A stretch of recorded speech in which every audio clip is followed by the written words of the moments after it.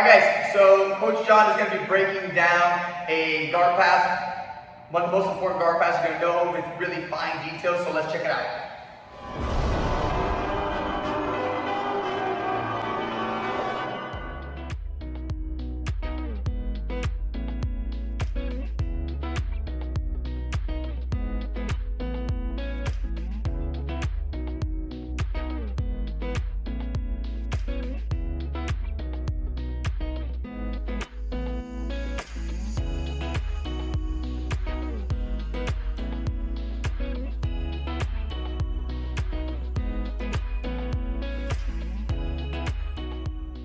Alright guys, so we're going to be working on a closed guard pass today. This is the first closed guard pass that I really learned, or really the first guard pass that I ever learned.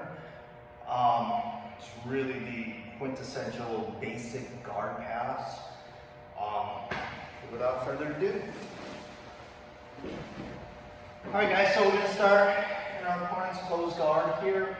And I know I've touched on this in previous videos in terms of like positional strategies and stuff like that, but just to reiterate, I never want my arms to cross the center line of the body, and I never want my arms down on the ground, right?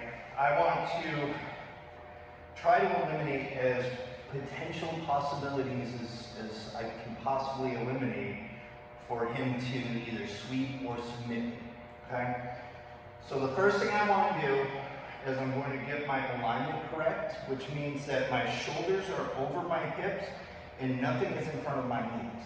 Okay, so if my shoulders dip forward and come out either parallel with my knees or in front of my knees, it makes it very, very easy for my opponent to just bring his knees to his chest and pull me down and break my posture, right?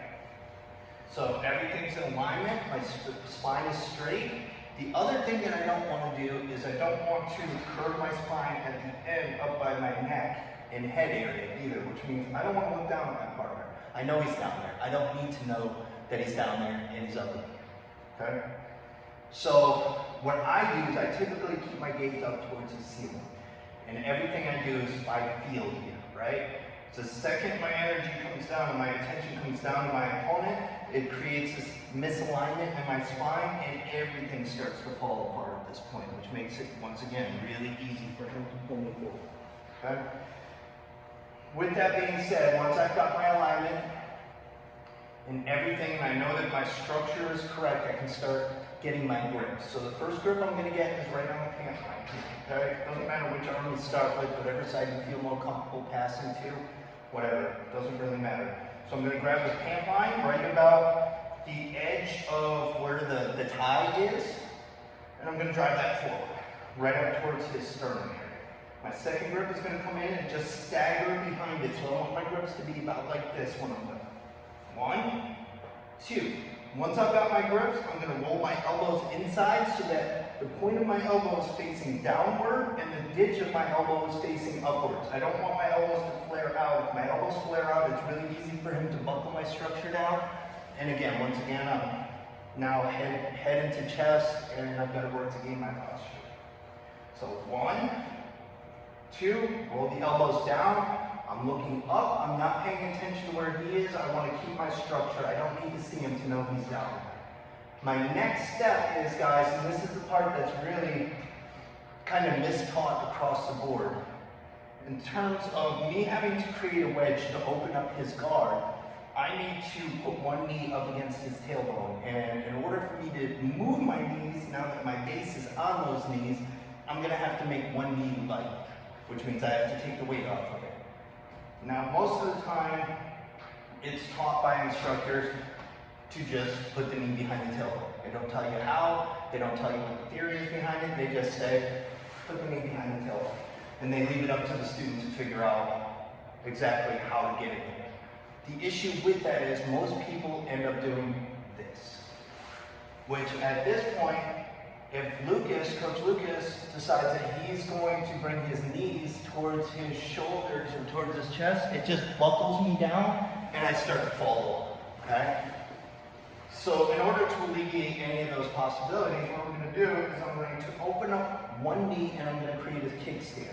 So I open the knee out, and then I kind of lean my shoulder just a little bit over that knee. And I create a little bit of a dynamic tension here with my hands, my knee, and good structure. Again, working up at the ceiling.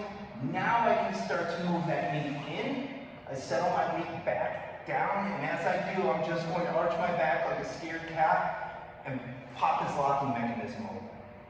Okay, once I'm here, I want to drive both elbows inside. Guys, one thing you never want to do in terms of guard passing is put one inside, one outside. You're going to get triangle all day long here. Okay? So we don't want that to happen. So once we're here, I lead from the elbows. I bring my elbows into the knees. Circle my hands around.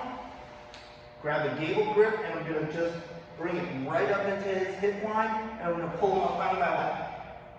And once he's up on my lap, and I know that his hips are higher than his shoulders, I'm going to pick one hand. Typically, I use the hand that's in the knee, where the knee hits in the tailbone already. I use that same hand.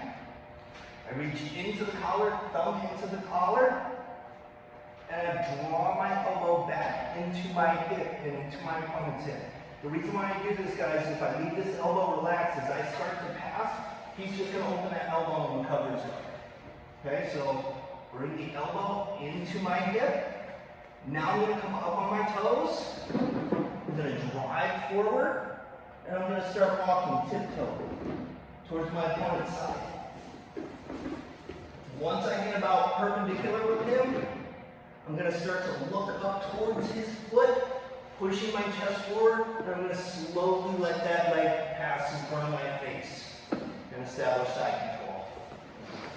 Guys, one of the biggest mistakes that's made in terms of the actual pass is relieving the pressure at any point. There should be constant pressure on the person. The person should feel pressure, you should feel smushed, and that pressure should never change all the way through the transition to side control, right?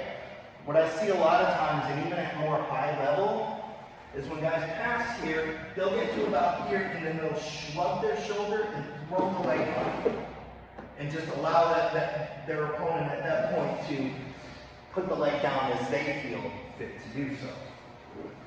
What I don't want is I don't want that to happen. So as I drive forward and this pressure happens, there's constant pressure on my opponent the entire time. So I walk, driving his knee into his own face. Once I get to about here, which I'm basically perpendicular, now I can start to just look up at his foot and push my chest forward. I determine when his feet hit the ground. And constant swishing pressure.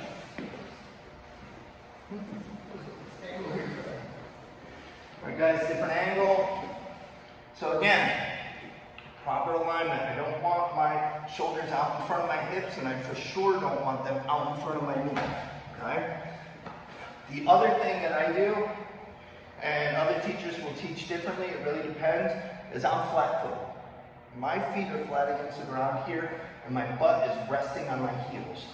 I'll see some teachers teach it this way, but this changes the geometry in terms of where your hip alignment is, and it kind of wants to cant you forward just from the fact that you're already starting to drive off of your toes at this point. So I want to be grounded. I want to be solid here. I don't want him to be able to throw me around. I don't want my center of gravity any higher than it needs to be. So again, alignment. I'm looking up at the ceiling. My shoulders are aligned over my hips, and everything is behind my knees. 1, 2. I open the knee. Little bit of weight over the knee, guys. I'm not throwing my body weight over the knee to where if he twists his body now, he's going to throw me over this way. There's just a little slight adjustment in my weight and my base. Just enough to where I can now easily lift that knee up. The knee goes into the spine, creates a wedge. Now as my butt settles back down on my heel, I arch my back like a scared cat, and I pop his left knee. Elbows to the knees, swing my elbows and my hands through, gable grip, I grab the hip, and I pull them up out of my knee. Open the knee, hand feeds in, thumb first. I come up on my tippy toes and I start to drive forward. Walk, walk, walk till I'm parallel, or perpendicular, sorry. And I watch the foot come by, pushing my chest forward, heavy, heavy, heavy the entire time, and right into side control. Guys, if you guys noticed one of the portions of the video in the beginning, the first time he was passing my guard, and I started putting my hand on the ground like this. I was just showing you that he was on his toes the whole entire time.